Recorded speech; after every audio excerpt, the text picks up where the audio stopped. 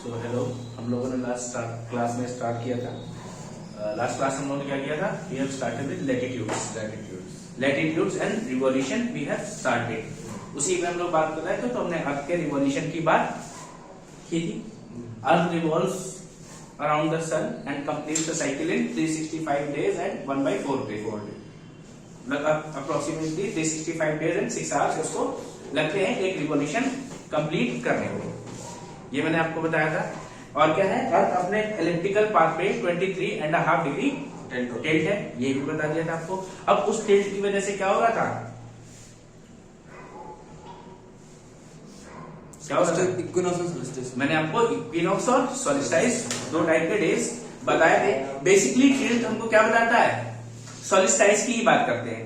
या तो अर्थ हमारी क्या करेगी, away from the sun rotate tilt होती है,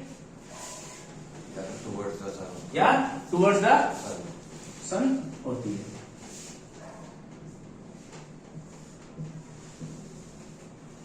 ठीक, ये बात समझ आ गई।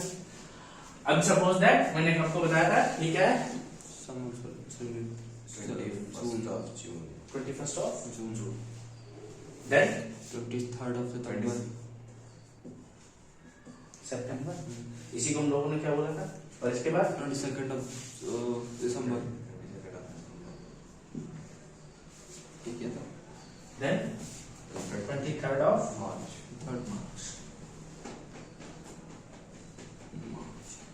And we named it as 21st June as Summer solstice।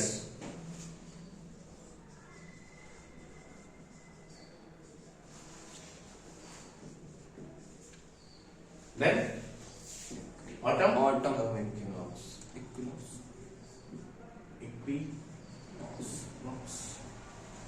Then 22nd of December Winter solstice। winter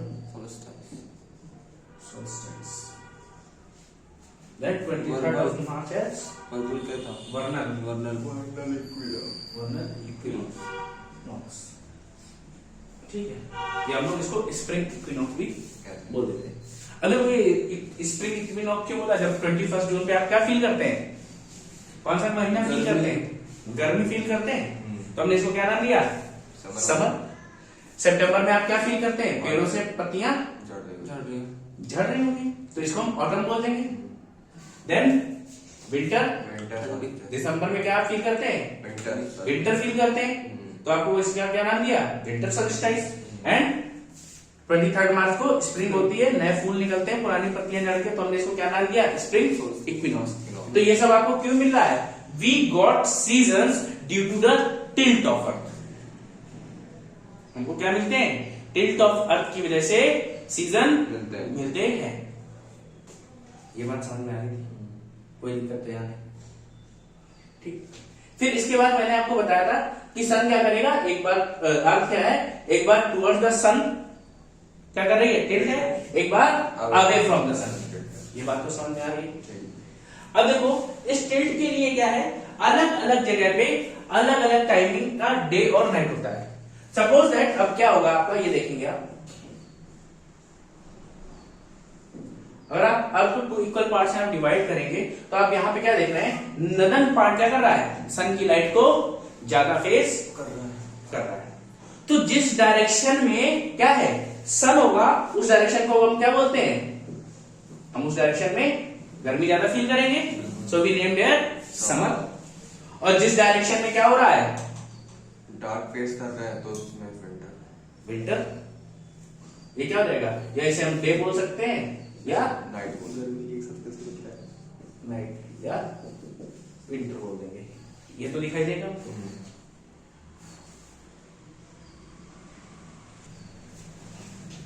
ठीक है, तो इसको क्या है, जिस डायरेक्शन में आपकी सनलाइट ज्यादा पड़ रही है, तो वहां हीट भी ज्यादा होगी, तो हम लोग क्या बोलते हैं इसको? इस हेमिस्फीयर को समर हेमिस्फीयर बोल दो। और ये बेसिकली हम किस साइड में बात कर रहे हैं? 21 जून में है, तो नदर्न हेमिस्फीयर की बात कर रहे हैं। अगर जिस सेक्शन में लाइट नहीं पड़ रही है, तो उसको क्या है? विंटर हम लोग बोल देंगे, क्योंकि यहाँ क्या होगी? ठंड। अब इक्विनॉक्स में क्या होता है? धीरे धीरे आपने मूव किया, यहाँ पे 23.5 का टिल्ट था, ये टिल्ट धीरे धीरे कम होना शुरू करेगा। It will gradually reach to 0 degree. Then अब क्या होगा? इक्विनॉक्स पे southern hemisphere and northern hemisphere both will face equal amount of light, so the day and night will be of equal days. Similarly on winter solstice अब क्या हुआ, आपका northern hemisphere tilt हो गया पीछे की तरफ, ये क्या हो गया northern हो गया, और ये southern क्या हो गया towards the sun हो गया। तो अब ये वाली डायरेक्शन क्या फील करेगी, समर,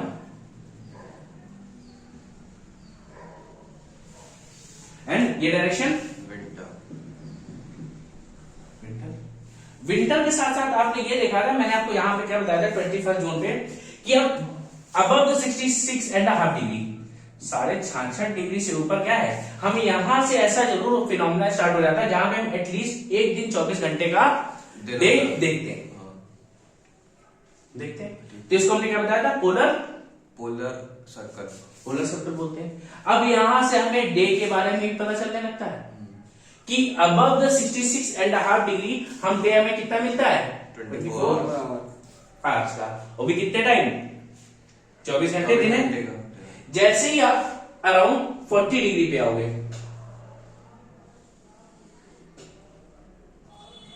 तो आपका दिन कितना हो जाएगा, 14 घंटे और कुछ 28 मिनट, या बोलते हैं अप्रोक्सीमेट 15 आवर्स का लंदन में सोता है दिन होगा, ठीक है।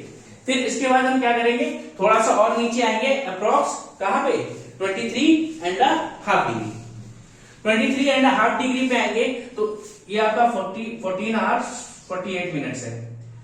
तो हम लोग आगे बढ़े, इस फिगर को भी हम क्लियरली बताएंगे। तो हमारा डे हो जाएगा क्या, दोबारा बना देते हैं, ऐसा करते हैं, ये तो आपको समझ में आ गया था ना इक्विनॉक्स वगैरह, ठीक है, नहीं तो फिगर समझ नहीं आएगा, इसको दोबारा बनाते हैं।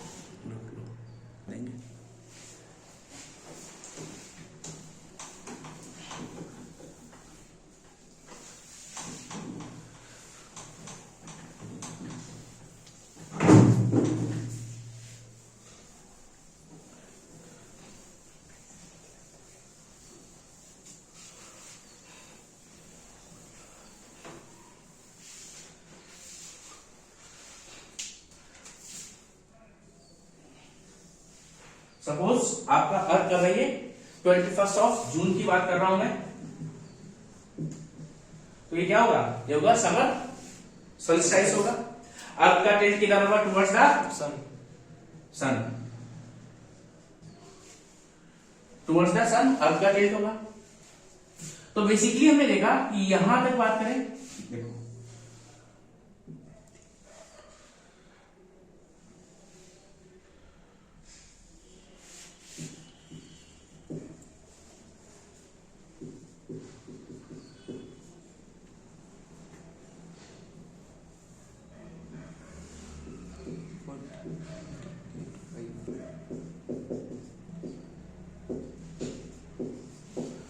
सभी के सभी नॉर्थ में है, ये डायरेक्शन दिख रहा है। तो मैंने आपको बताया था कि बियॉन्ड 66.5 एटलीस्ट एक दिन ऐसा जरूर होगा इस एरिया में जहां क्या होता है, 24 घंटे लाइट रहती है, 24 घंटे दिन रहता है। और इस फिनोमिना पे जहां हो रहा था, इससे ऊपर के रीजन को हमने क्या कहा, पोलर सर्कल, पोलर सर्कल का। फिर जैसे जैसे हम क्या करेंगे, जून से सितंबर की तरफ बढ़ रहे होंगे, तो ये हमारा टिल्ट भी धीरे धीरे कम होने लगेगा, 0 डिग्री 23.5 का टिल्ट है एक्सिस पे, तो ये टिल्ट क्या हो जाएगा, डेली 0.25 कम होता है, तो टिल्ट कम होगा, तो ये 66.5 से क्या होगा, ये धीरे धीरे हमारा डे भी ऊपर की तरफ जाना शुरू कर देगा। मतलब आज हो सकता है 66.5 पे 24 घंटे रोशनी थी, कब की बात कर रहे हैं, 21 जून। फिर जैसे 22 जून या 25 जून को जब आएंगे तो 0.25 का चेंज होगा, तीनों दिन 25 पे आए, तो 3 दिन में आने पे क्या होगा, 0.25 0.25 0.25, तो क्या बचेगा, 65.75 बचेगा टिल्ट। ये टिल्ट नहीं बचेगा, मतलब इससे क्या करेंगे हम, 1.5 माइनस कर देंगे 0.75, 0.25 का 0.25 भाई 21 जून को 23.5 का टिल्ट था, 22 को क्या हुआ, 0.25 बढ़ा, 23 को 0.25 बढ़ा, 24 को 0.25 टिल्ट बढ़ा क्या मतलब ग्रेजुअली कम होता जा रहा है, यहां कम हो रहा और यहां क्या होने लगेगा, ये बढ़ने लगेगा। और ये क्या होगा, सनलाइट आपकी धीरे धीरे ऊपर की तरफ जाने लगेगी। अब यहाँ 66 पे 24 घंटे तो दिन था इस दिन 21 को, लेकिन हो सकता है 25 को 24 घंटे दिन ना रहे। कोई दिक्कत है? तो जब above the 66.5 degree we feel 24 hours day at least. फिर हम बात करते हैं 40 डिग्री पे। तो 40 डिग्री पे हमारी डे ड्यूरेशन रहती है 14 आवर्स 48 मिनट, ठीक है। देन अराउंड 23.5 डिग्री नॉर्थ, तो 13 घंटे 24 मिनट। या फिर क्या है, डे ड्यूरेशन है। अगर डे 14 घंटे का हुआ तो नाइट 10 घंटे अप्रोक्सीमेट, भाई 24 घंटे तो है, 10 घंटे 37 मिनट। हाँ 10 घंटे 37 मिनट, 9 घंटे, सॉरी, हाँ ठीक है। और इक्वेटर जो होता है वो कोई भी सीजन हो वो हमेशा ही 12 आवर का डे और नाइट शो करता है, चाहे वो विंटर सोलिस्टाइस हो चाहे समर सोलिस्टाइस हो, चाहे वो और क्या हो सकता है, इक्विनॉक्स भी होगा तो भी वहां पे 24 घंटे का दिन और 24 घंटे की रात, 12 घंटे की दिन और 12 घंटे की रात रहेगी। कहां पे, इक्विनॉक्स पे, सॉरी इक्वेटर पे, ठीक है। ये बात यहां तक समझ में आ रही सभी को? कोई दिक्कत है? ठीक है। फिर क्या होगा, अब जैसे जैसे हम नीचे आना शुरू करेंगे, जैसे जैसे नीचे आना शुरू करेंगे, तो अब यहाँ पे क्या होगा, डे की ड्यूरेशन 10 घंटे 36 मिनट, ठीक है। और नीचे आएंगे तो कितनी हो जाएगी, 9 घंटे 12 मिनट। और यहां क्या होगा, यहां पे कंप्लीटली नाइट होगी। ये कब की बात है, इट इज ऑन 21 जून। अर्थ के एक्सिस पे, अर्थ के लैटिट्यूड पे अलग अलग पोजीशन पे 21 जून को क्या है, ये डे का ड्यूरेशन है। इस फिगर को बनाओ, फिर आगे बात करते हैं इस पे। ये क्या है, ड्यूरेशन ऑफ डे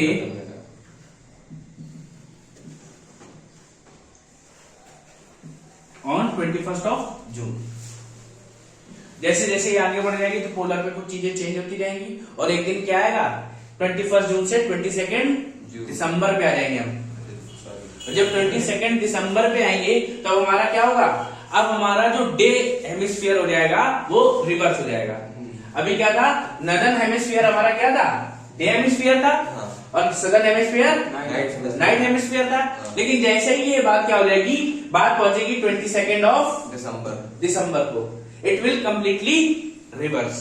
अब क्या होगा, 24 घंटे का डे नीचे होगा, फिर उसके बाद ये 14 घंटे का डे होगा, 13 घंटे का डे होगा, इक्वेटर पे 12 घंटे का रहेगा, ठीक है। इसीलिए क्या है, हम लोग क्या है, इक्वेटर के ऑलमोस्ट अराउंड ही है, ठीक है। ट्रॉपिक ऑफ कैंसर के पास से हम लोग निकल रहे हैं। ट्रॉपिक ऑफ कैंसर हमारा इंडिया से निकलता है ना, याद है? तो ट्रॉपिक ऑफ कैंसर इंडिया के पास से निकलता है, इक्वेटर के थोड़ा सा पास है, इसलिए हमें कभी बहुत ज्यादा ऐसा फील नहीं होता कि 24 घंटे हमारे यहाँ अंधेरा है, 24 घंटे उजाला रहे। लेकिन जो अब ऐसी कंडीशन में क्या है, नदर्न हेमिस्फीयर में कुछ कंट्रीज हैं, जैसे नॉर्वे है, अलास्का है, कनाडा है, फिनलैंड है, इनमें आपको क्या दिखाई देता है, 24 घंटे डे मिलेगा या 24 घंटे रात मिल सकती है, ठीक है। इसीलिए जो आपके नदर्न हेमिस्फीयर में ऊपर की तरफ कुछ कंट्रीज, उनको क्या कहा गया है, कंट्री ऑफ मिडनाइट सन, जहां पे क्या है, अर्धरात्रि में सूरज निकलता है। रात में मिडनाइट सन मतलब बीच रात्रि में सूरज निकालते हैं। कभी तुमने फील किया रात के 12 बजे सूरज दिखाई दिया?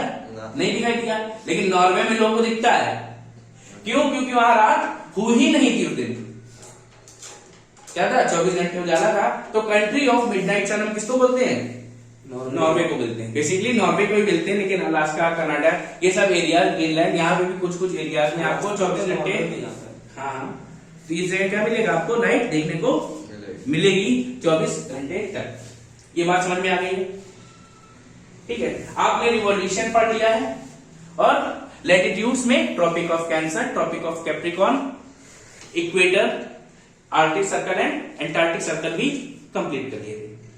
अब देखो लैटिट्यूड्स के बारे में हम बेसिक कुछ चीजें पढ़ेंगे।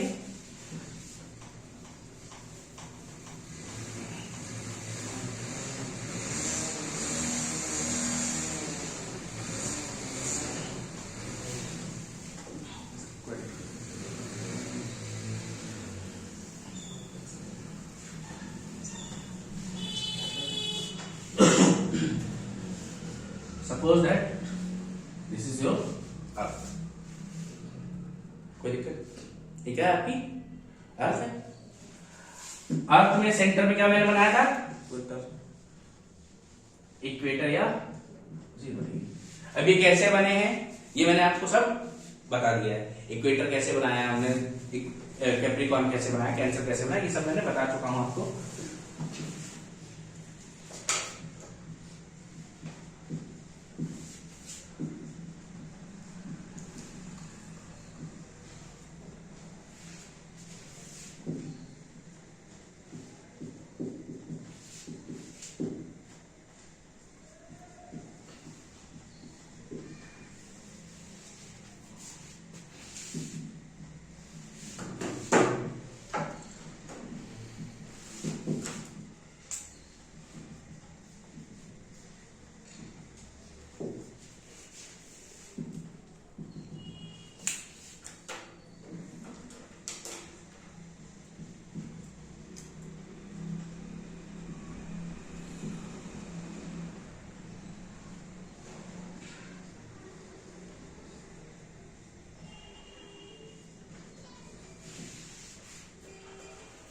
ये तो आपने पढ़ लिया।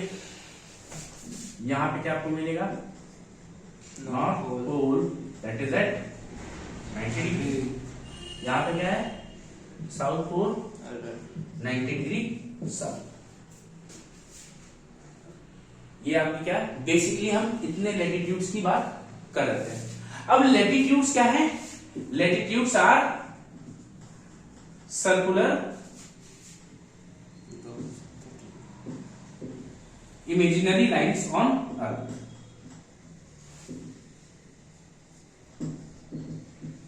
क्या है? सर्कुलर इमेजिनरी लाइन्स है, लैटिट्यूड्स की बात कर रहे हैं हम लोग। तो भाई लैटिट्यूड्स अगर कोई बना तो पूरा एक लैटिट्यूड क्या होता है? पूरे गोले में एक लैटिट्यूड होता है। तो क्या है? These are circular imaginary lines. अब इनका काम क्या होता है? पहले तो लोकेशन के लिए, और अगर सीजन के बारे में हमें डिस्कस करना है तो भी हम किससे पता चलता है? लैटिट्यूड से ही पता चलेगा। सीजन चेंज हम किससे डिफाइन करते हैं? लैटिट्यूड। ये बात समझ में आ रही है? अब देखो ये क्या होती है? These are parallel lines. सारे लैटिट्यूड्स क्या होते हैं? एक सभी एक दूसरे से पैरेलल होते हैं। इनके बीच में डिफरेंस कितना होता है? दो लैटिट्यूड्स के बीच में डिफरेंस कितना है?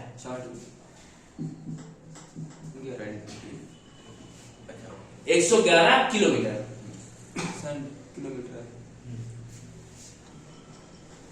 111 किलोमीटर है।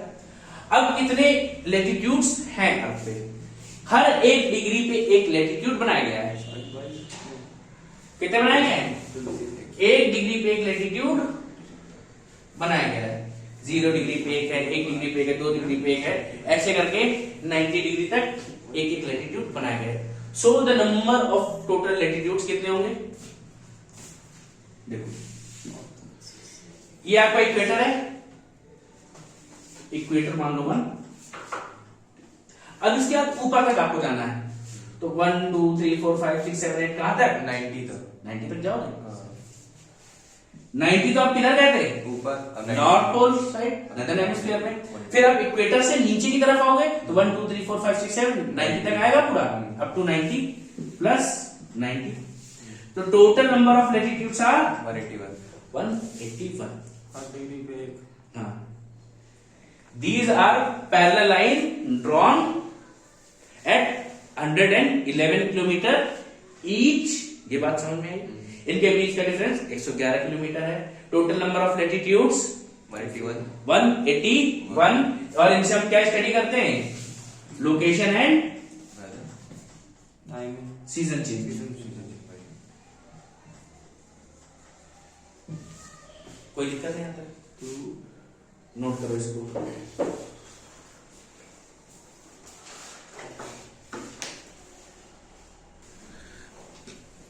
अगर जो अपने हमने इनकी बात की लैटिट्यूड्स की, ये क्या है? सर्कुलर इमेजिनरी लाइंस है।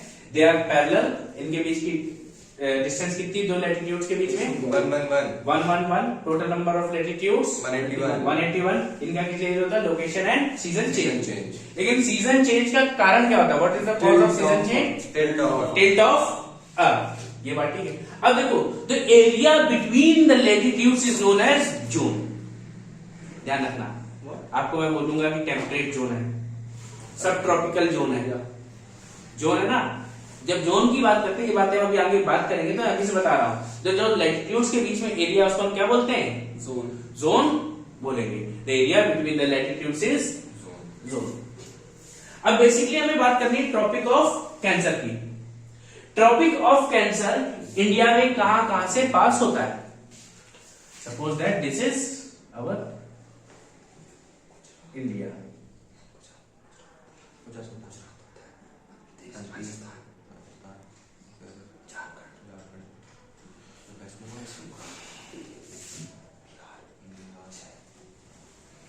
अगर हमारा इंडिया ऐसे बना हुआ है ट्रॉपिक ऑफ कैंसर पे, तो कितने स्टेट से गुजरता है ट्रॉपिक ऑफ कैंसर से? आप बताएं। 6 approximately 8 Tropic of Cancer passes through 8 states in India. ठीक है। 2 है। अगर हम एक तरफ से देखें छोटा हाँ, ऐसे नहीं है। आप लोग के लिए होमवर्क है कि आपको चेक करना है ये जो ट्रॉपिक ऑफ कैंसर है, इक्वेटर है, कैप्रिकॉर्न है, किस किस कॉन्टिनेंट से गुजरता है। पहली बात तो ये, ठीक है, ये आप करके आएंगे। बाकी इंडिया वाला मैं बता रहा हूं आपको। इससे आपको क्या होगा, मैप देखने में भी थोड़ा फ्रेंडली हो जाओगे। तो मैंने बताया Tropic of Cancer passes through 8 states of India. Then we have to start from हमारा सबसे वेस्टर्न गुजरात। स्टेट कौन सा है? गुजरात। हमारा सबसे पश्चिमी राज्य वेस्टर्न राज्य है गुजरात। वे गुजरात से गुजरती है। और गुजरात से जस्ट लगा हुआ राजस्थान। गढ़ी खम्मा राजस्थान। हाँ।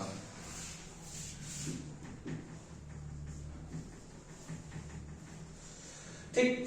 राजस्थान के बाद मध्य प्रदेश। एमपी। यूपी से नहीं गुजरती, ध्यान रखना। एमपी से ही एक नया स्टेट काट के बनाया गया, तेलंगाना। छत्तीसगढ़। सॉरी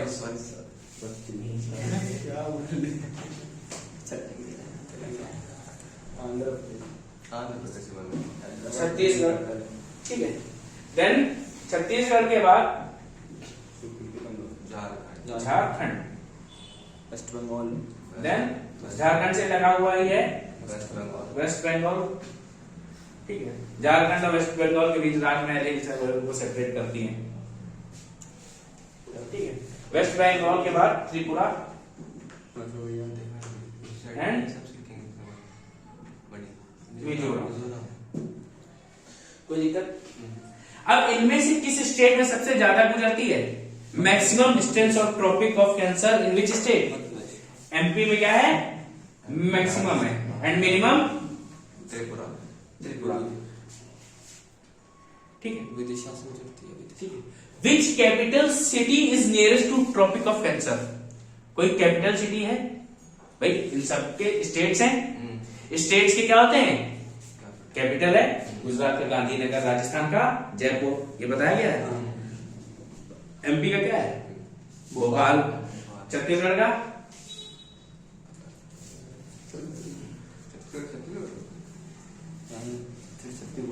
रायपुर हो गया क्या?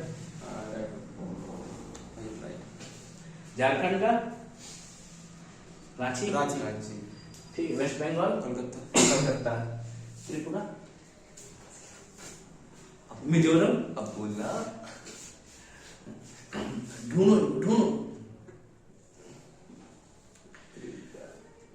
नागालैंड क्या है?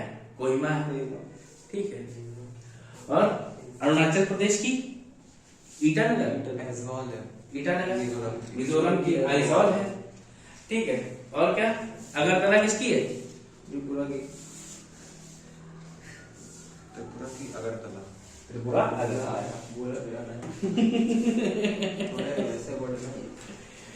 तो ये ना देखिए, आपको अगर कैपिटल याद करिए, नॉर्थ ईस्ट की बिल्कुल याद करिए, वनडे एग्जाम से बहुत पूछते हैं। जनरली वो आपसे सेंट्रल इंडिया में नहीं पूछेंगे कुछ भी, उन्हें पता है कि तुम बता दोगे, तो पूछते नॉर्थ ईस्ट में। वो ईटानगर, आइजॉल, इम्फाल ये सब पूछेंगे आप। असम की दिसपुर है, याद है ना, इस तरीके बताते हैं और याद कम रहती है। तो ये बात समझ में आ गई। तो मैंने आपसे क्वेश्चन क्या पूछा था, which capital city is nearest to tropic of cancer? Bhopal. Bhopal Vidisha के पास है बिल्कुल। सबसे पास है Ranchi, then Bhopal. Capital city which is nearest to tropic of cancer, Ranchi, Jharkhand, then Bhopal, Bhopal of Madhya Pradesh. MP. इनको आप अगर मैप में देखेंगे तो आपको बहुत अच्छे से दिख जाएगा। आप अपने एटलस खोलिए और देखिए इसको। भी देखा है, नोट करेंगे। ठीक है, तो ये आपकी क्या हो गए, लैटिट्यूड्स आपके कंप्लीट हो गए। We have studied the latitudes में आपने क्या क्या पढ़ा, लैटिट्यूड्स एंड रिवॉल्यूशन पढ़ा, सीजन चेंज पढ़ा, डे नाइट पढ़ा आपने, और क्या पढ़ा, ड्यूरेशन ऑफ डे पढ़ी, समर सॉल्स्टिस, विंटर सॉल्स्टिस पढ़ा आपने, ठीक, और वर्नर और स्प्रिंग इक्विनॉक्स, सॉरी वर्नर और ऑटम इक्विनॉक्स। ये आपने इतनी सारी चीजें लैटिट्यूड्स और रिवॉल्यूशन के साथ कंप्लीट कर लिए। Now from next class we have to start with revolution and longitudes. ठीक है, इतना करने के बाद हम लैटिट्यूड्स और लॉन्गिट्यूड्स को मर्ज कर लेंगे। कुछ लॉन्गिट्यूड्स कंप्लीट करने के बाद कुछ पॉइंट्स होंगे जो मैं आपको साथ में ही कंप्लीट करा दूंगा। ये बात ठीक है? तब तक के लिए बाय।